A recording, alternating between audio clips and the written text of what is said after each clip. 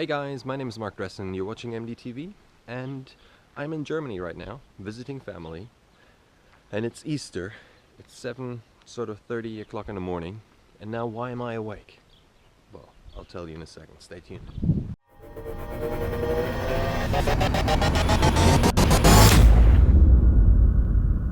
Okay, welcome back. So, I'm on the way to the gym, and I like to, when I'm traveling, check out different gyms in the area. So I'm in Germany right now, and you know, it's Easter. So when it's Easter, obviously most of the time everything is closed. So I found a gym which is open. I'm on my way to this gym right now, and I also like to go to gyms which are not commercial. So where there, let's say, one or two of these, and so there's one owner of the gym, and you know, it's like a bit old school. I do like this stuff, so I hope this gym is a bit like that.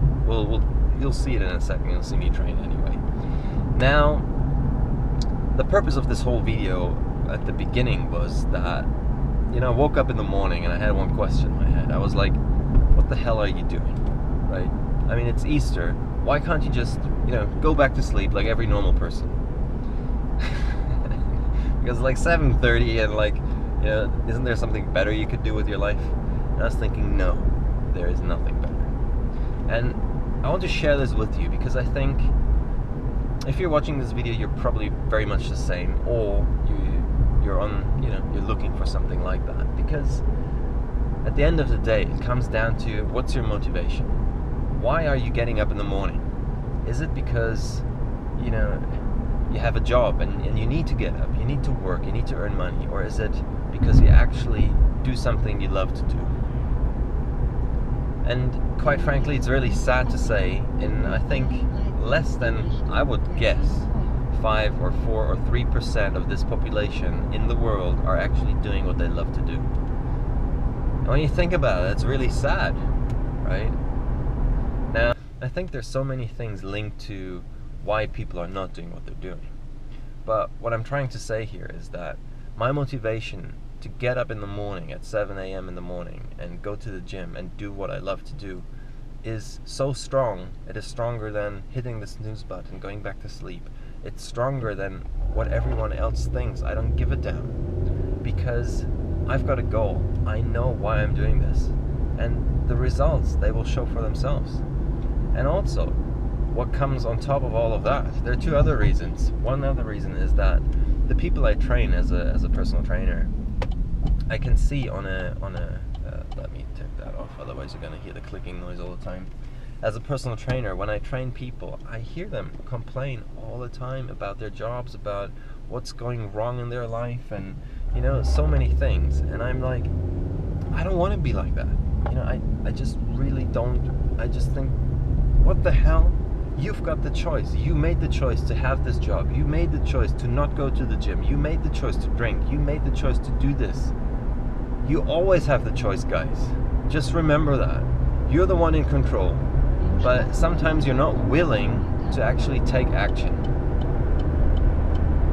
And the other thing is that when I was at school, and this is something I want to share with you because I don't think a lot of people know that. When I went to school, I was one of the worst pupils, one of the worst people in school. I had such low grades. I was dyslexic, which means, you know, when you're dyslexic, you have a hard time reading and writing. And I remember these times when I'm in school and the teacher says, okay, Mark, now it's your turn to read.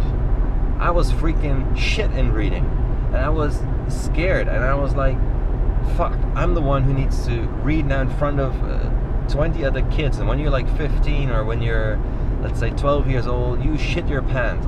I tell you, I really didn't like that. And you're the one who's always going to be picked on. I was like, this can't be. Why is everyone else so good and I'm so worse and everything? And this is like a little cycle. And then I figured out, well, you know, I know what I'm good at, and that is sports. But the funny thing is that sport in itself is not valued in this country. And this is wrong, because, you know, everyone turns to sports to get their motivation. Isn't that funny? That the people who look down on you, they watch soccer, they look at the people who are dedicated and not only soccer, boxing, whatever. They look at the professionals to get their motivation in life. And that's what annoys me. Because I think, you know, we put so much damn time into our education, into our, you know, it's really blood and sweat what we're doing to get where we are. And not only we, I mean Olympic athletes, everyone who's doing sports and is really dedicated. Now, coming back, rolling a bit back, I figured out I was quite good in sports. So I decided at a very young age, that's what I'm going to do. And I always stuck to that. And I think that's also the motivation behind it. It's quite easy, isn't it? I mean, you could then say, well, Mark, you were lucky, you found it early and so on. Well, yes, I might be lucky, but I also was the one who was picked on for being dumb, for being not able to read. So at one point, the pain of that was so big that I wanted to find something else which would give me pleasure. And that was something where I know if I succeed, I feel good. And that is what happened. And so what am I going to do? I'm going to get up in the morning and I'm going to do something I love, where I know other people will benefit from it. Not only in terms of, first of all, I benefit from it. I love doing it. That's the first reason. The second reason is that with all of this education, with all of this knowledge I accumulated over years and years of doing sports and fitness and teaching people, they obviously benefit from it.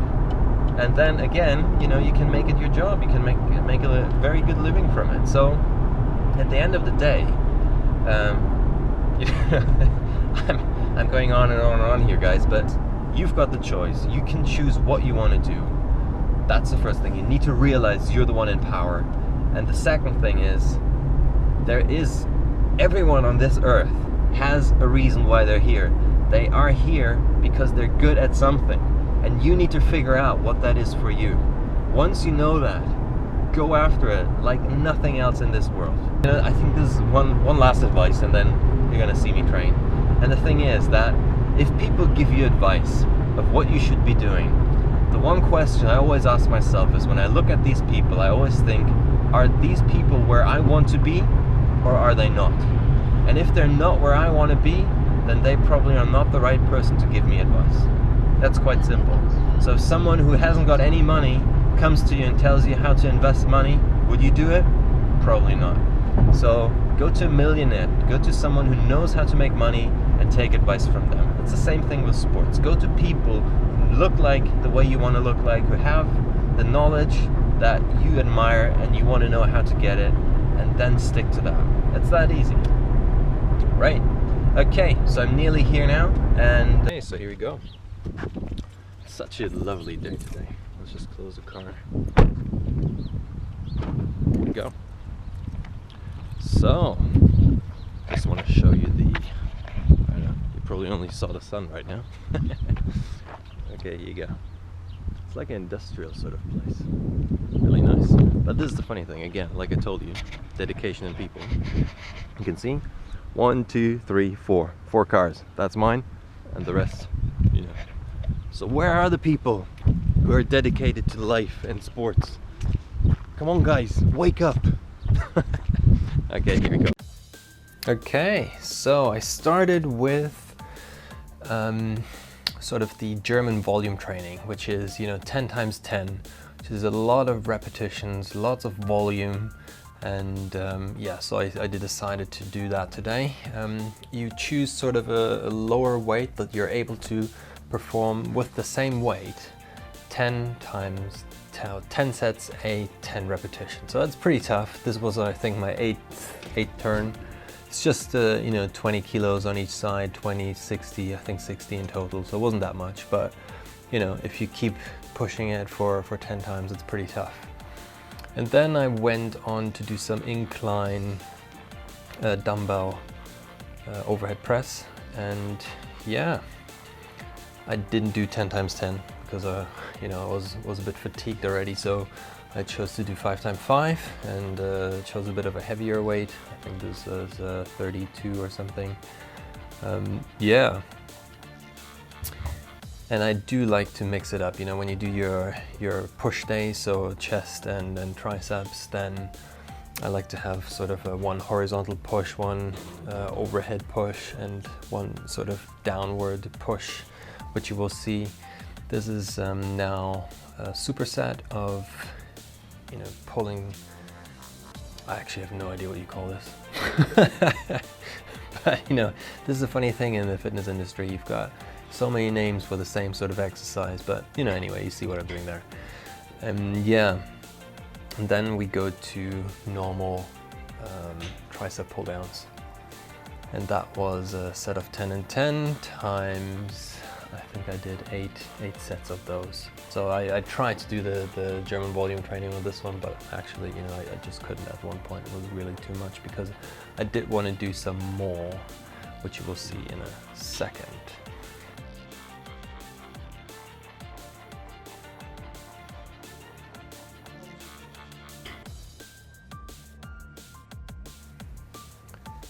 Yeah, and then now comes the pushing down motion, and this is the dips. Now this is sort of a bit more explosive, so I try to, you know, there's no focus on the extrinsic movement. It's really just blasting them out 10 as fast as you can, and then you take a 20 kilo plate and do some overhead triceps extensions. I think 5 or 6 or how many you can do. And again, I did 6 sets of those. So generally today the focus was on getting a lot of volume through, not with that much weight, but you know, sometimes that's a good thing. And yeah, then so after I've done some of my pushing motions, I decided to do some sprints. And the way to do it is that, well, this machine was actually quite slow, so I'm not really running full blast, so I decided to do 20 seconds of sprinting and 40 seconds off. Normally I do only sprint 10 seconds, but I then really go full out. But this machine is just, you know, it's quite slow. So I did that for 10 times, so I did 10 sprints. And then I went on to my ab routine, which I mixed up a bit. I did some leg raises, which you can see here. And like I already told you in some other videos, that as soon as the leg goes over your chest, as your feet raise as high as your chest, that's where it's getting sort of tough, because you also use your chest and shoulder area to contract to get your feet all the way up, which is quite cool.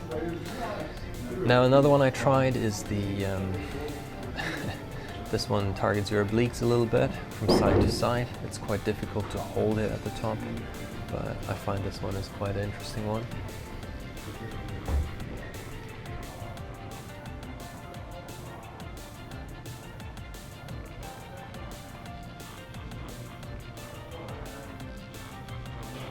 It's more like a mountain climber movement, pushing one dumbbell over your head. And what I do like to focus on is, as you push it up, you rotate your shoulder towards the knee, which is coming towards you, and that way you've got loads of things going on here. You've got, you know, your core needs to stabilize. As you lift it up, you push the dumbbell up, so you've got a pushing motion over your head. Rotation is going on, so loads of stuff, and this is like a very complex movement. If you do that 5 times, 10 each side, you're pretty tired. At the end I did some isometric holds, so you just put your hands onto your knees and you press as hard as you can and hold that squeeze sort of for, you know, maybe 10 seconds or well, that was like 5 seconds. You just try to hold it as long as you can, and you really squeeze. You got to feel that in your core really hard, so that's a really nice thing to do. Yeah, that was it. Okay, so that's me done now in the gym, and I hope you liked this video. If so, you know, just, you know, hit the like button. And also I would like to know from you guys, you know, earlier on what I was discussing in the video about your motivation and why you get up in the morning. This is something you agree with, or what kind of stuff motivates you? Just let me know. I would be interested in that. And yeah, I guess I wish you a happy Easter if you're watching this in Easter time. If not, anyway, enjoy your time. And you know what? This is the best time of the day when the sun is shining like this. So I'll see you in the next video.